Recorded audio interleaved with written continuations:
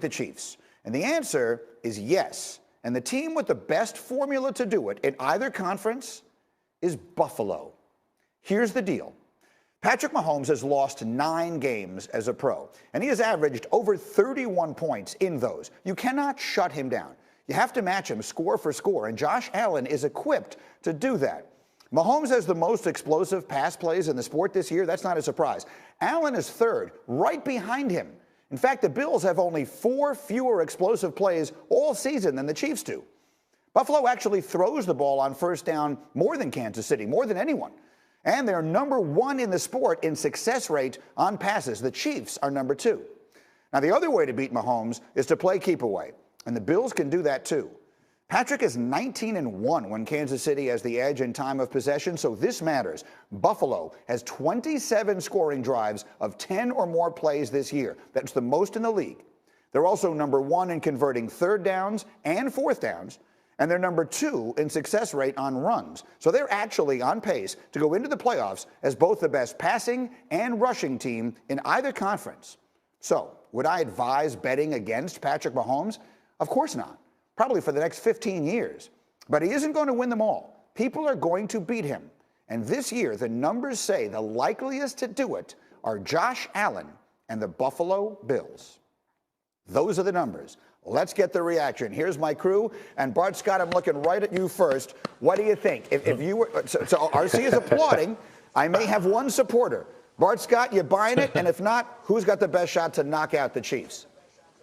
Well, I'm going to go with the Tennessee Titans returning to the scene of the crime. They have a running back that makes you make business decisions in cold weather. A season's about attrition, and he's getting stronger as everybody else is getting weaker. And when you decide to bring that 8th man in the box, they have Corey Davis and A.J. Brown, who's going to be 2,000-yard receivers, so that they'll be able to put points on the board and wear them down, and also do that 4-minute offense and keep Mahomes and that team on the bench.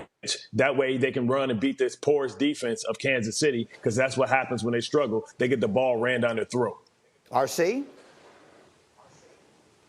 You know, Greeny, that was really good. And I thought to myself, you might be right. And then I thought about what Josh Allen looked like when he played Kansas City early on this year. Because, see, you can use all your big words and write this very, very poetic soliloquy. But then you got to remember, they played the game already. And Josh Allen didn't look good. And the Buffalo Bills didn't look explosive. So I'm sticking with the Pittsburgh Steelers. And I know they haven't looked like themselves or like they did early on in the year. But I expect this team to make the adjustments, to understand why they lost. Shut up, Bart.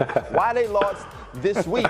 And you look at this team, now they have James Conner coming back. They also have Marquise Pouncey coming back. And defensively, they understand what they had to do as they're replacing new pieces because of guys getting injured. So I expect the Pittsburgh Steelers to play well this week going forward and be the team that can challenge the Kansas City Chiefs on both sides of the football coming into the playoffs. Okay, Mark Sanchez, so if Buffalo how about you? beats Pittsburgh, then what do you say?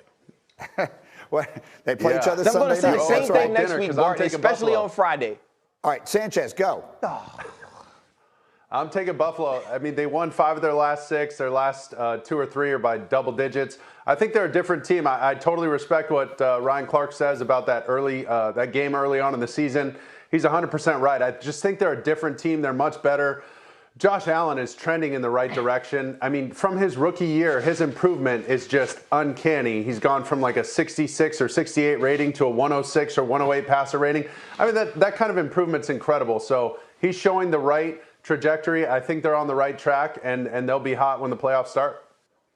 Let me make this clear, RC, and let me see if I can sell it to you this way. Do I expect the Bills to beat them? No.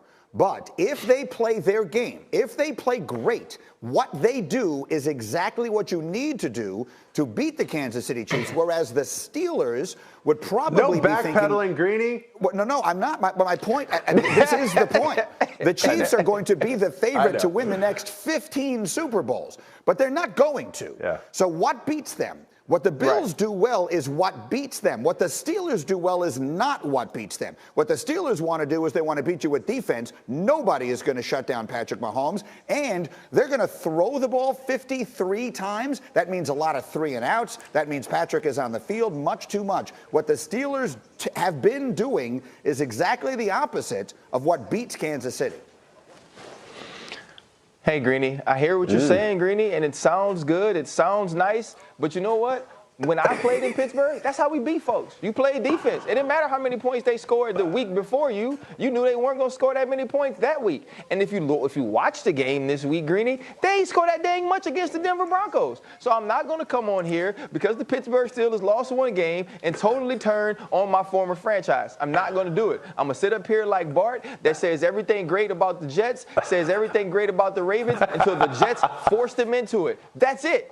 So I don't care what happens, Greeny. I don't care how great your little down barrel is and all that and your Hall of Fame words. I'm not going against Steelers right now.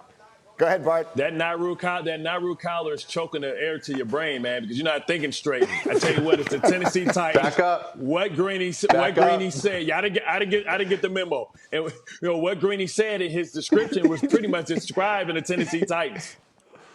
Yes, the Titans have that as well. That is an opportunity, but they're not as explosive offensively. That is the key. You need to be able to match them score for score in a game because you are not going to shut. That's how Brady beat him. In the playoffs a few years ago, Brady beat him by keeping him on the bench the entire first half and then scoring enough points in the second half to beat him. I'm just saying, man, like when you can run the ball and make people make business decisions late in games, you can't stop for forfeit or 3rd and 1, and then you have the ability to throw the ball over the top with 2 explosive receivers that's going to be over 1,000 yards. What happens is it wins ugly, and you get your points in bunches in the second half. Mark understands that, and you know that Ryan understands that because you beat teams like Kansas City in the 3rd and 4th quarter when they're trying to make that push, and they have to be predictable and one-dimensional. We shall see. Again, all these teams play big games this weekend, including Pittsburgh and Buffalo, head-to-head Sunday night in Orchard Park. Meanwhile, let's look at some of the other games this weekend. More or less, and Mark, I'm starting with you. Aaron Rodgers, Sanchez. Let's do more or less here. Aaron Rodgers, Sanchez, Aaron Rodgers against the Lions. More or less than 3.5 touchdowns. Oh, man, I know the love fest is going on, but I'm going to go with exactly 3, so give me less. I know he's still going to be on fire. 3 passing touchdowns is still a great game, but I can't get over these, half touchdowns. That whole thing makes it tough to gamble and tough to answer these questions. I'm out. Let's just go with 3. Yes, you have stumbled upon the whole key to the Las Vegas success. Bart, next. Derrick Henry against the Jaguars, more or less than 100 yards rushing. I'll tell you what, in honor of the Tiny Zeus Lesher, who we lost yesterday, this is the new Debo. This is the football Debo, snatching everybody's chains. He snatched nobody's chains more than the Jacksonville Jaguars in the last 4 matchups. Runs of 99, 54 yards, 74 yards. Put some respect on his name, man. Jacksonville has no chance. They're in the Trevor Lawrence sweepstakes. Okay, fair enough. So you go more. And then finally, RC, Russell Wilson against the Jets, more or less than 2.5 touchdowns. Tread lightly, Ryan. Absolutely more. Russell Wilson will rebound this week playing against the New York Jets. The only person that's more excited than Russell Wilson is this week to be facing the team he's facing is Greeny because Taylor Swift is dropping her new album today. He's the only guy that's going to be able to have the smile on his face that Greeny will because he gets to play against the New York Jets. It's Evermore, the New York Jets, Greeny, and Russell Wilson. All the happiest people in the world because of each other. Correction. It dropped at midnight last night. We had a listening party, my daughter and her friends and I, at midnight last night. Another duet with Bon Iver, which is spectacular. Taylor Swift, again, it dropped last night. It is Evermore. It is the sister album of the previous one, Folklore. I could do this all day. But instead, let me tell you, the NBA preseason starts tonight. And we will have the Kings and the Blazers from the Moda Center in Portland, 10:30 Eastern, 7:30 Pacific. That's on ESPN and the ESPN app. Meanwhile, if Bucs fans are a little bummed that the team hasn't been dominant, well, their Hall of Fame quarterback says not to worry. Why Tom Brady is excited for the stretch run. That's on the way. This is Get Up.